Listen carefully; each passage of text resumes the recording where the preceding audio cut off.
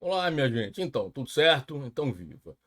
Pessoal, essa dica para a prova de física da FPS, que vai acontecer amanhã, ela está fundamentada num estudo sobre questões que são recorrentes nas provas dos últimos anos. Mas antes de dar essa dica, eu queria te perguntar: já está inscrito no nosso canal? Não? Se inscreva, ative as notificações. Se gostar da aula, deixe o seu like. Isso para você é nada, para o nosso canal é muito importante. Compartilhe o nosso canal com seus amigos. Posso contar com isso? Muito bem, então vamos lá, vamos à dica. Pessoal, a lei de Coulomb, ela rege a força elétrica para um par de cargas pontiformes, para partículas eletrizadas, se preferir para dois corpos eletrizados com dimensões desprezíveis. Foco na lousa.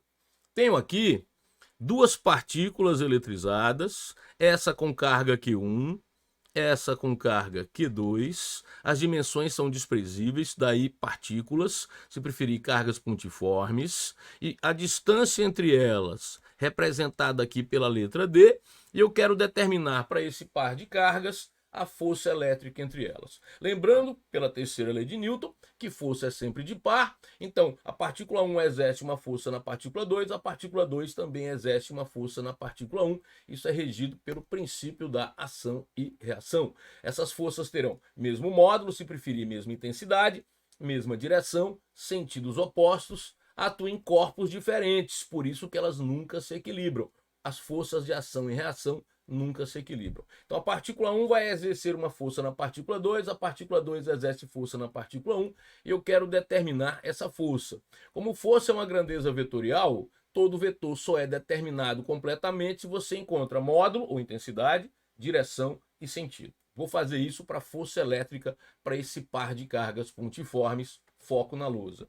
A direção, vou começar com a direção, da força elétrica para esse par de cargas pontiformes é da reta que liga as cargas. Você traça uma reta ligando essas duas cargas, a força elétrica tem essa direção. Agora, o sentido vai depender do jogo de sinais. Por isso, o que é que eu vou fazer? Como são duas possibilidades, para ganhar tempo aqui, eu vou duplicar essa figura, certo?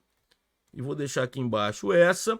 No primeiro caso, vamos imaginar que essas partículas estão eletrizadas com cargas de sinais iguais. Ou as duas são positivas, ou as duas são negativas. Nesse caso, pessoal, a força elétrica entre elas é de repulsão.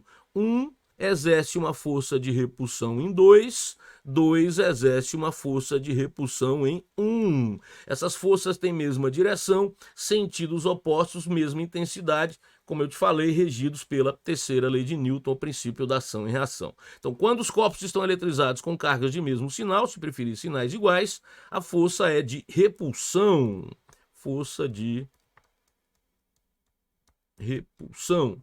Agora, nessa segunda figura, eu vou colocar a situação em que as partículas estão eletrizadas com cargas de sinais opostos, Q1 positiva, Q2 negativa ou vice-versa. E nesse caso, a força é de atração. Força que 1 exerce em 2, força que 2 exerce em 1. 1 atrai 2, 2 atrai 1, a força é de atração. Então, vamos lá, de novo aqui. Direção da reta que une as cargas, é a direção da força.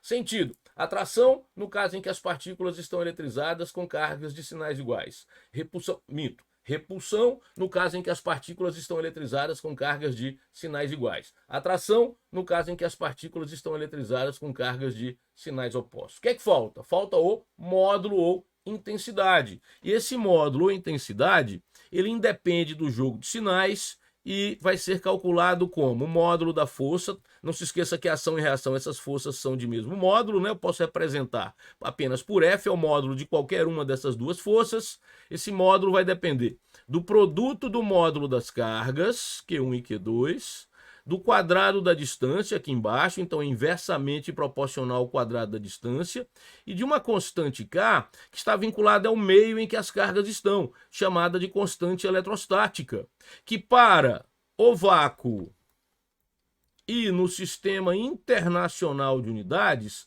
Essa constante é dada nas provas, chamada de K0 e vale 9 vezes 10 a nona Newton metro quadrado por Coulomb ao quadrado. Então, um pouquinho mais para cima aqui para ficar completa a figura. Vamos lá. Módulo. K módulo de Q1, módulo de Q2 sobre D ao quadrado. Direção da reta que une as cargas. Sentido. Eletrizadas com sinais iguais. Repulsão. Eletrizadas com sinais opostos. Atração. É isso.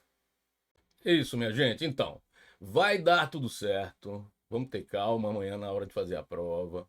Desejo a você uma excelente prova e vou ficando por aqui, deixando aquele forte abraço.